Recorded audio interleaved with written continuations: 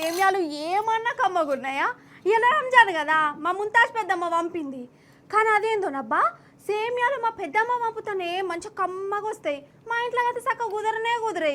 ఇక నేను సంవత్సరం అంతా ఎదురుగుతాయి సేమ్యాల కోసం. అవుగాని ఇలా రంజాన్ పండుగ కదా, మీ అందరికి రంజాన్ పండుగ శుభాకాంక్షలు. ఇక మనం ముచ్చట్లు చెప్పుకుందామా? చలో పాండ్రి.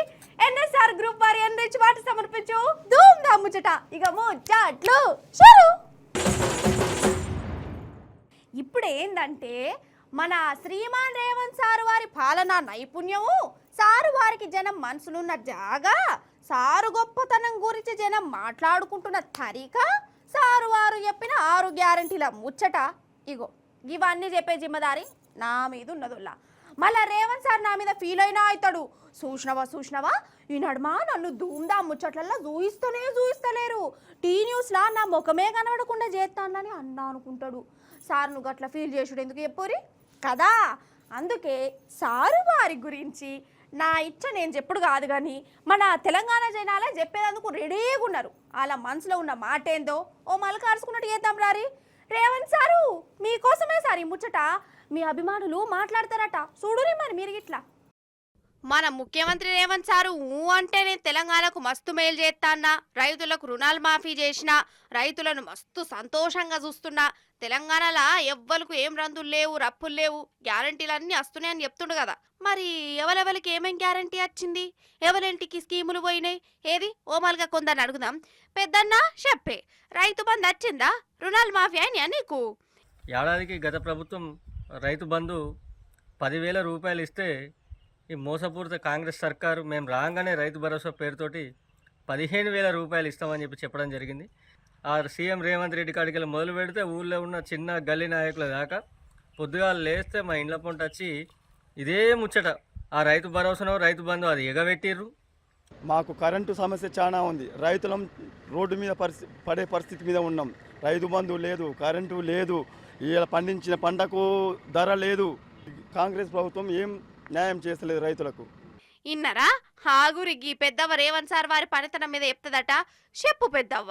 నాకు కరెంట్ బిల్లు వస్తలేదు సార్, గ్యాస్ పైసలు కూడా పడతలేవు, నాకు ఇందిరా మహిళ ఇల్లు రాలేదు సార్. నాకు కాంగ్రెస్ ఆఫీస్ ఏమంటే ఓటేయమంటే ఓటేసి గెలిపించాం సార్. సార్ని ఏం చేసింది సార్ మాకు అయినే? మాకు బీదోళ్ళం ఉన్నాం సార్, మేము ఎవరు ఏం లేనోళ్ళం ఉన్నాం. ఏమో చేస్తాం ఉద్ధరిస్తాం, మీరు వచ్చి మా దగ్గరకు వచ్చి చెప్పండి అన్నారు. మేము చెప్పినా కూడా మాకు ఏం చేయలేదు సార్. ఆయన ఏం సాయం చేయలేదు మాకు. హామీల ప్రకారం హామీలు ఇస్తాం సార్ అన్నారు. ఏ సార్ మార్చి జనవరి పోయింది, ఫిబ్రవరి మార్చి వస్తుంది. పెన్షన్ కూడా 4,000 ఇస్తాను, పెన్షన్ కూడా రాలేదు. ఇంకేమి ఇస్తారు సార్ మాకు? ఇంకా ఓట్లు వేస్తాం అతనికి మేము. ఈ అక్కకు 500 గ్యాస్ వచ్చిందో, ఇంకొక ఆమె నాకు గ్యాస్ బిల్ వస్తలేదు, కరెంట్ బిల్ వస్తలేదు. మేము ఇందిరా మహిళ నుంచి అప్లికేషన్ పెట్టినా కూడా మమ్మల్ని నుంచి అల్ల నుంచి ఫామ్ కూడా తీసేసారు. మళ్ళీ అప్లికేషన్ పెట్టినా కూడా అల్ల నుంచి రాలేదు. ఇప్పుడు అడిగితే వస్తాయి కదా, తర్వాత వస్తాయి కదా, ఇప్పుడు ఎందుకు మీరు అట్లా చేస్తారని మాకే రివర్స్ చేస్తారు. ఇప్పటికి కూడా మేము చేసుకునే దానికి ఏం ఫలితం లేదు. ఇప్పటికి కూడా ఆఫీసింగ్ కూడా వస్తలేదు. ముసలి వాళ్ళు అనేటోళ్ళు కూడా ఎట్లా ఉండాలో చెప్పండి. వేసేదాకానేమో ఒక పట్ట అయ్యారు, వేసినాక ఒక సంగతి అయింది. ఇంకోసారి ఓట్లు అడిగితే మాత్రం చెప్పులు చీపులు పడతారు సార్. ఆగురి యోగి లేమంటారు గుడి. ఊర్లో 100 మంది రుణాలు తెచ్చుకుంటే ఒక 20 మందికి మాపైనే పూర్తిగా మాపి చేసిన అంటున్నావు. కొంత రైతు బంధు అరెకరం ఉన్న వాళ్ళకు వేసినావు, కొంతమందికి 2 ఎకరాల వరకు వేసినావు, కొంతమందికి 10 గుంటల వరకు కూడా వేయలే అని పూర్తి చేసినని మాట్లాడుతున్నావు. గ్యాస్ సిలిండర్ 500 రూపాయలకు సిలిండర్ ఫ్రీ ఇస్తున్నారు. ఫ్రీ ఆ ఊళ్ళో ఉన్న 50 మందిల ఒక 10 మందికి వస్తుంది, అందులో 500 రూపాయలకు. మిగతా 40 మందికి 50 మందికి వస్తలేదు. ఈ విద్యుత్ కూడా 200 యూనిట్ల విద్యుత్ అని ఫ్రీ అని చెప్పినావు. ఊర్లో 75 మంది ఉంటే 25 మందికి వస్తుంది, 50 మందికి వస్తలేదు. అట్లాంటి మోసాలు చేసి రైతులతోటి అందరితోటి ఎలక్షన్తో ఓట్లు వేయించుకొని బోకస్ మాటలు మాట్లాడి ఇవాళ గద్దెనెక్కి మీ ఇష్టం వచ్చినట్టు నడుస్తుంది. ఇరిగేషన్ శాఖ మంత్రి ఉత్తమ్ కుమార్ రెడ్డి అంటే సాగర్ ఆయకట్టు రైతులందరూ చాలా ఆనందపడ్డారు. ఏ టైంకంటే ఆ టైంకి నీళ్ళు వస్తాయి, ఎప్పుడంటే అప్పుడు మనం పంటలు సాగు చేసుకోవచ్చు అనే ఆనందం ఒక 3 నెలలనే అది పటాపంచలు అయిపోయింది. ఈ సాగర్ ఆయకట్లో పూర్తి స్థాయి నీళ్లు అందించలేక పెద్ద మొత్తంలో పంటలు ఈ సూర్యాపేట జిల్లాలో ఎండిపోయి రైతులు అదేగోసపడుతున్నటువంటి పరిస్థితి. రైతులు కన్న బాధలు పడి పండించిన ధాన్యానికి ఈ రోజు కూడా బస్తాలకు టెండర్లు పిలవక, ఐకేపీ సెంటర్లు తెరవక, రైతులు కొనే ధాన్యం లేక ఇదే టైంకి పోయిన కాలంలో 3,200, 2,900 అమ్మిన వడ్లు ఇలా 6కు 3కు అమ్ముకొని 2,400కి, 2,200కి, 2,000కి అమ్ముకుంటున్నారు. రైతుల పరిస్థితి ఈ రకంగా ఉంటే నాయకులు మంత్రులు జిల్లాకి 2 మంత్రుల నుండి కూడా వాళ్ళ జల్సాలు వాళ్ళ సరదాలు వాళ్ళ యొక్క పదవుల పంపకాల కోసం ఢిల్లీలో పంచాయతీ చేసుకుంటారు తప్ప ఇక్కడ రైతుల కోసం పట్టించుకునే పరిస్థితి లేదు. రేవంత్ సారు వింటున్నావా? ఇగో ఎవరిని మెసేజ్ ఇచ్చినా గివే మాటలు చెప్తురు సార్. అసలు ఏడాది నారాలనే జనం మనసులో మీ జాగా గీతీలు ఉంటుందని ఎవ్వరు అనుకోలేదు సార్. మిమ్మల్ని గిన్నిస్ బుక్లకు కూడా ఎక్కియచ్చు సార్ అని అంటుర్రు ఇల్లు. చుక్కు చుక్కు రైలు వస్తుంది, దూరం దూరం జరగండి, ఆగినాక ఎక్కండి. అబ్బా, ఎప్పటిదో పెద్ద బాల శిక్షలా చిన్న పిల్లల పాఠం. ఇప్పటి పిల్లగాళ్ళకు చదివిస్తానో లేదో మరి ఈ పాఠాలు. సరే సరే సరే, అయితే నేను మా ఊరికి పోవాలంటే రైలు బండి ఎక్కాలల్లా. రైలు స్టేషన్కి పోయినప్పుడు ఒకదానికి ఒకటి రైలు బండ్లు వస్తుంటాయి కదా. ఇక మా బండి వచ్చేదాకా ఈ రైలు బండ్ల డబ్బాలు లెక్క పెడతా. కొన్ని రైళ్ళకేమో 20-20 దాకా ఉంటాయి. ఇక మాల్గాడి గూడ్స్ బండ్లకేమో 30-40 దాకా ఉంటాయి. కానీ ఇప్పుడు మీరు ఇదివరకు ఎన్నడూ చూడని వినని రైలు బండిని చూపిస్తా. దానికి ఎన్ని బోగీలు ఉన్నాయో లెక్క పెట్టుర్రి. ఛాలెంజ్ పురాగా లెక్క పెడితే మీ ఓపికకు నేను శబాష్ అని కూడా అంటా. అగో బండెత్తంది, చక చక చక చక చక చక చక చక చక. అగో ఇప్పుడు మనం ఒక రైల్ స్టేషన్లోనే ఉన్నాం. బండొచ్చే యాలైంది. Ready start. కుయ్.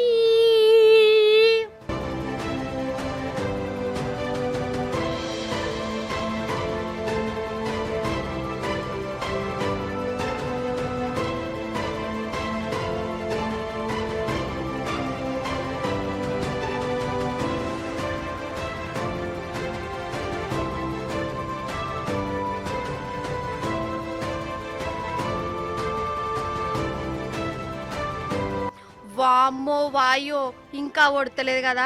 వీడియో స్పీడ్గా పెట్టినా అయితే లేదు. అమ్మయ్య బండి పోయింది అన్నట్టు లెక్క పెట్టిరా అనోళ్ళా. నేను చెప్తా, ఈ బండికి 20 కాదు 30 కాదు, అచ్చరాలా 2925 బోగిలున్నాయి. 295 3.5 కిలోమీటర్ల ఒడుగున్నది. అరే అవంటే రైలు వండే 3.5 కిలోమీటర్లు ఉన్నదోళ్ళ డబ్బాల మీదకి వెళ్ళి ఈ కొస నుంచి ఆ కొసకు నడితే 3.5 కిలోలు నడిచినట్టు అవుతుంది అన్నట్టు. ఈ బండి పేరు సూపర్ వాసుకి అట. బొగ్గు పిల్లలు పంపడానికి వాడతారు.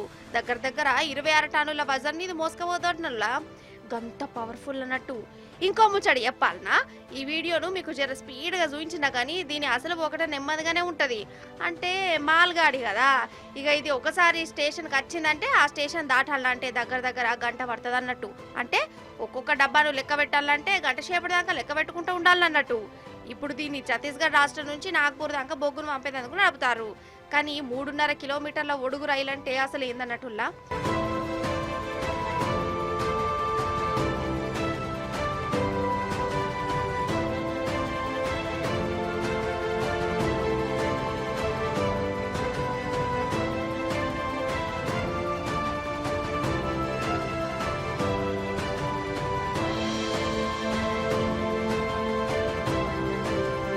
మలుపులు మలిగేటప్పుడు నాగుమాం లెక్కనే కనబడుతుందట. అందుకే దీనికి వాసుకి అని పేరు పెట్టినామని చెప్పుకొత్తాండ్లు. అంతా మంచిగానే ఉన్నది. కానీ సపోజ్ మనం మన ఊరు పోయే రైలు ఎక్కి పోతున్నామో అనుకో. మన రైలుకి ఎదురుగా ఈ బండి వచ్చింది అనుకో. అది పోయేదాకా మన బండిని క్రాసింగ్ అని ఆపితే ఎట్లుంటుందోలా. గంట సేపటిదాకా మన రైలు నడితే వల్లనే ఆగవలసి ఉంటుంది కావచ్చు. అమ్మో దేవుడా, ఎన్నడూ కూడా మేము ఎక్కిన రైలుకు ఎదురు రాకుండా చూడుసామే అని మొక్కోవాల్సిందేగా.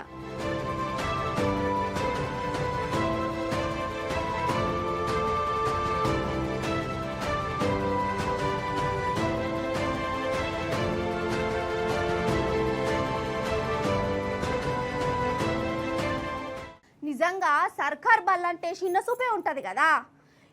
వాళ్ళు చదువులు చక్కగా చెప్పరు, సార్లు యాళ్ళకు రారు, పోరగాళ్ళ బతుకులు ఆగమైతే అనుకుంటా ప్రైవేటు బళ్ళల్లో చదివిస్తారు. కానీ అన్ని బళ్ళు గట్లు ఉండే వల్ల అందరు సార్లు కూడా అట్లా ఉండనే ఉండరు.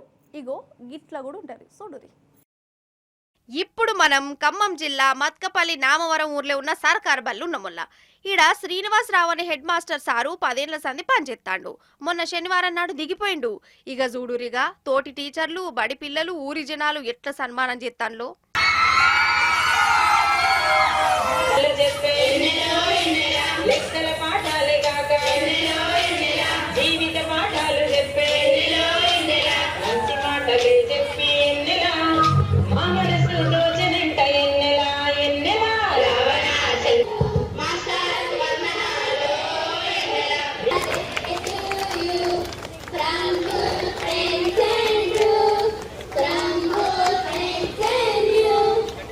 ఎందుకింత పాయరం చూయిస్తురంటే ఈ హెడ్ మాస్టర్ సారు ఇక్కడ చదివే పిల్లలు మంచి చదువులు చెప్పించిండు.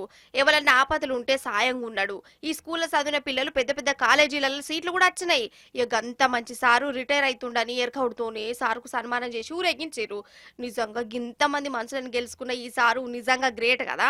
మంచి చేసిన వాళ్ళను మన జనాలు ఎన్నడూ మరవరోళ్ళ మర్యాదలా ఏం తక్కువ చేయరు. 10 ఏళ్ల సంది ఇంత సేవలు చేసిన సారుకు గిట్ల శనార్థులు చెప్పిర్రు.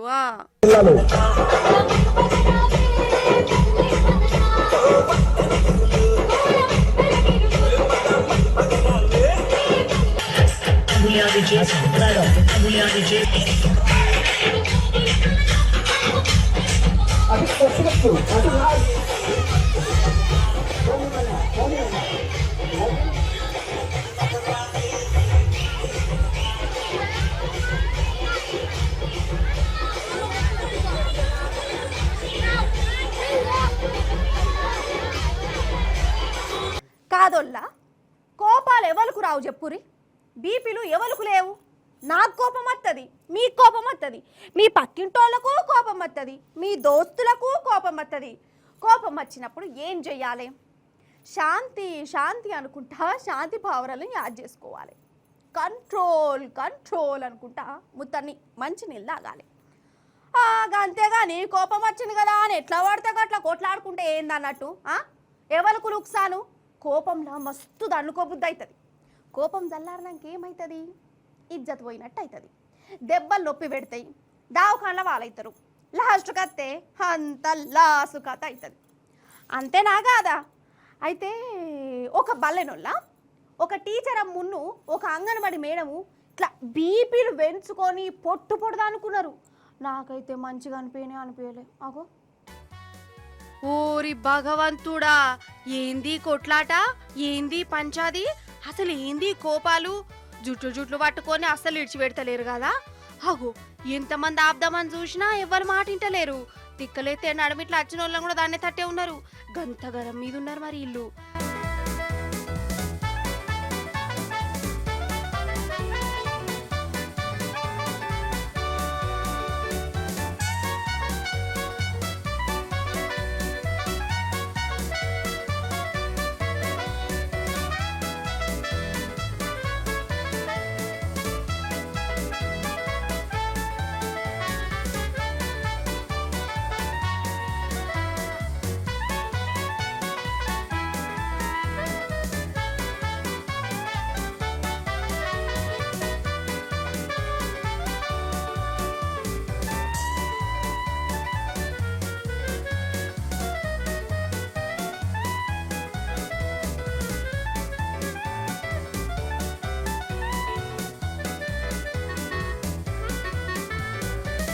అయితే ఉత్తరప్రదేశ్ రాష్ట్రం మధురలోనొల్ల ఒక సర్కారు బల్లే చదువు చెప్పే టీచర్కున్న అంగన్వాడి మేడంకు ఏవో కీసులాట స్టార్ట్ అయింది. కథమిగా ఒకరి మీద ఒకరు పడనే పడ్డారు.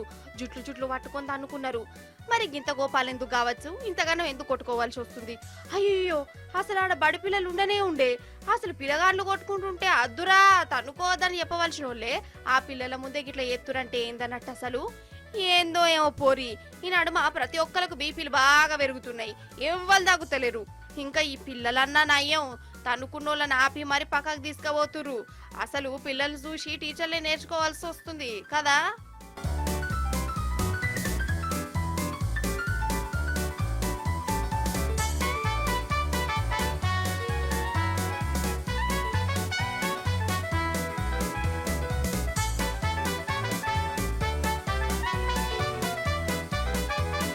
అందమైన బామలు లేత మెరుపు తీగలు టంటటడంటంటడన్ నాకక్కడ దాకానే అచ్చు.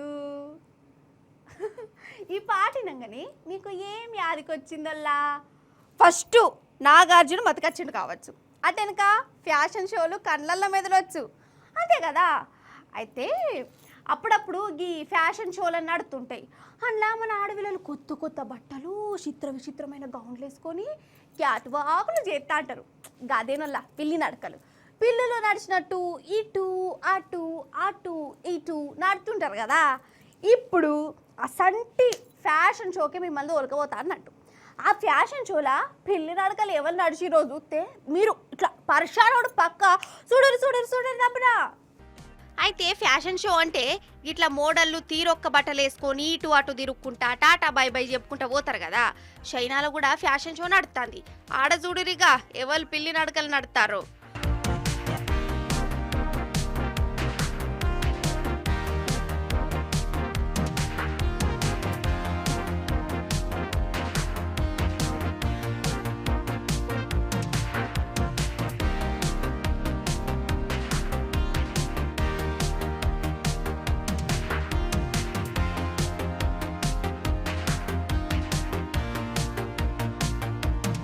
చూసిరా రోబోగాడు కుక్క రోబోతోని కలిసి ఈ రోబో ఫ్యాషన్ షో చేస్తాందోల్లా.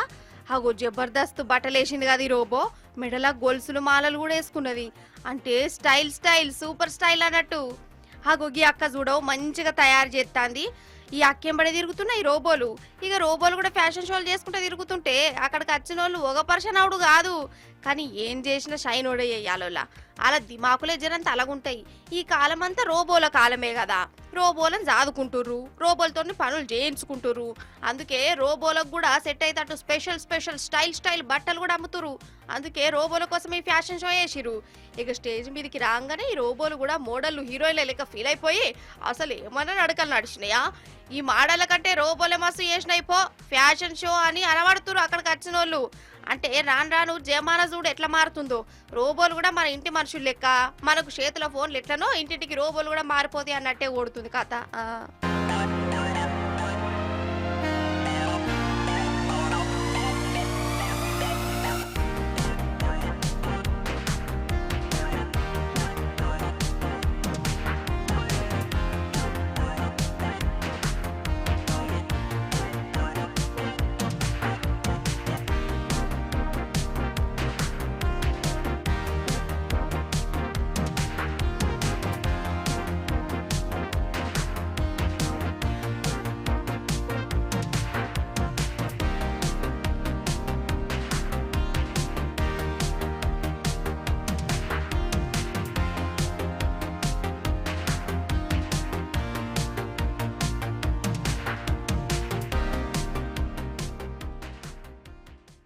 అర్ధరాత్రి, కారు చీకటి, అటు కుక్కల సౌండు, ఇటు నక్కల సౌండు, ఇంట్లో దోమలు, బయట ఈగలు. అయినా అందరు నిద్రపోతురు, కొందరు గుర్రు కూడా కొడుతురు. అప్పుడే ఇంటి ముంగటున్న పెళ్ళు టింగ్ టింగ్ టింగ్ టింగ్. ఎంతసేపు అవ్వాలంటురా మోగింది. తలుపు తీసి చూసే వరకు ఎవ్వరు లేరు. ఇట్లా ఒకసారి కాదు, 2 సార్లు కాదు, ఒక ఇల్లు కాదు, 2 ఇళ్ళు కాదు, దినామిదే కథ. ప్రతి ఇంటి కాడిదే సప్పుడు. ఇంతకు ఏమైతుంది, గంట ఎందుకు మోగుతాంది, ఏది చూద్దాం రాండ్రి మరి. చూసిరు కదా షిమ్మ చీకటి, అందరు నిద్రపోయి ఉన్నారు. అప్పుడే ఇగో ఒక ఆడ మనిషి రోడ్డు మీదకి వచ్చింది. కనబడుతుందా? సీసీటీవీలో కనబడ్డది. ఒకరింటి ముంగడికి ఆగింది, కాలిని వెలుగొట్టింది, పరారైంది. ఇగో ఇటు చూడు, సేమ్ సీను, సేమ్ కథ, బెల్లుగొట్టుడు, మాయమైపోడు. జనాలు దడుచుకున్నారు. కారా మరి అర్ధరాత్రి 1-2కి తలుపు కొడితే ఎవరి కన్నా ఎట్లుంటదోల్లా. మరి బయటకు వచ్చి చూసే వరకేమో ఎవ్వరు ఉండకపాయే. ఇట్లా కాదని సీసీటీవీలు పెట్టుకున్నారు. అన్న చూస్తేనేమో ఈ అక్క కాలా పోషణ కనబడ్డది. మరి ఇంతకు ఈమెవలు, మనిషా, దయ్యమా, మెంటల్ కేసా, కారడ్డం మనిషా, ఇదే తెలియక జనం గజ్జుమంటురు.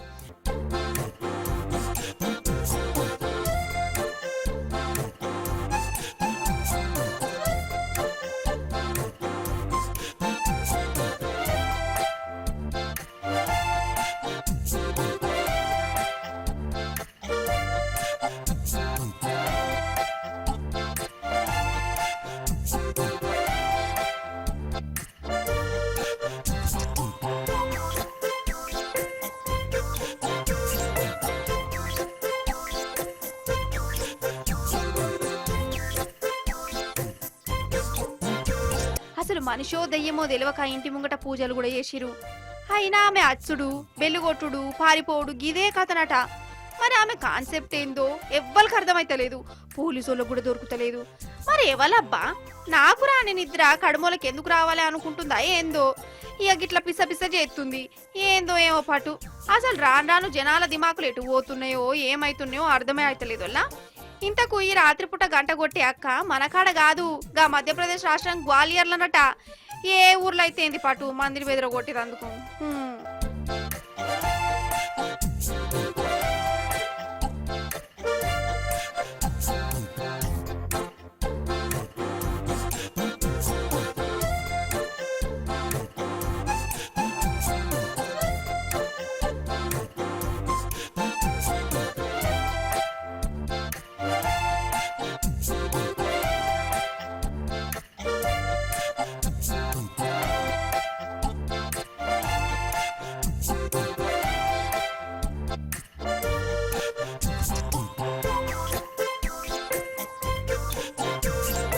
నిదానమే ప్రధానం. కండ్లు నెత్తి మీద పెట్టుకొని పోవద్దు. రోడ్డు మీదకి వచ్చినప్పుడు వెనక ముందు చూసుకోవాలి. ఇంట్లోలను యాదికి తెచ్చుకొని బండ్లు కార్లు నడపాలి. ట్రాఫిక్ రూళ్ళు పాటించాలి. ఇగో గిట్ల పోలీసు వాళ్ళేంది నేనే ఈ కుర్చీలో కూర్చొని ఎన్నో మాటలు చెప్పిన. నేను చెప్తానే ఉన్నా టక్కర్లు అయ్యేటి అయితేనే ఉన్నాయి. అయితే ఒక ఊర్లో జరిగిన యాక్సిడెంట్ చూసినాక నాకు గజ్జు అనిపించింది. వాళ్ళ కళ్ళు మూసి ఇట్లా తెరిచే అంతల్నే మనిషి మాయమైపోయింది కాదు. అగో ఇగో రోడ్డు మీద బండ్లు కార్లు పోతూనే ఉన్నాయి కదా. ఎవరు బిజీ వాళ్ళది, ఎవరు రందులు వాళ్ళయి. అట్లనే చూడుర్రి, బండి మీద ఆలు మగలుగా అవ్వచ్చు, ఎందుకో ఆగిర్రు. అంతల్ని ఏమైందంటే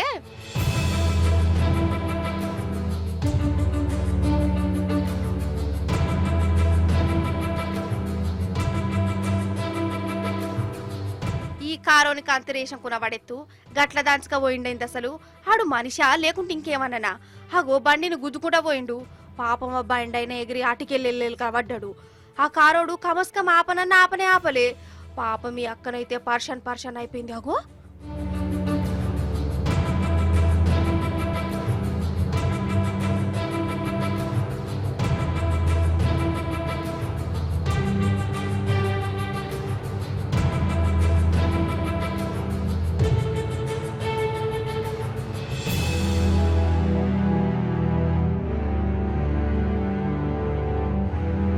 పాపం కదనుల్లా.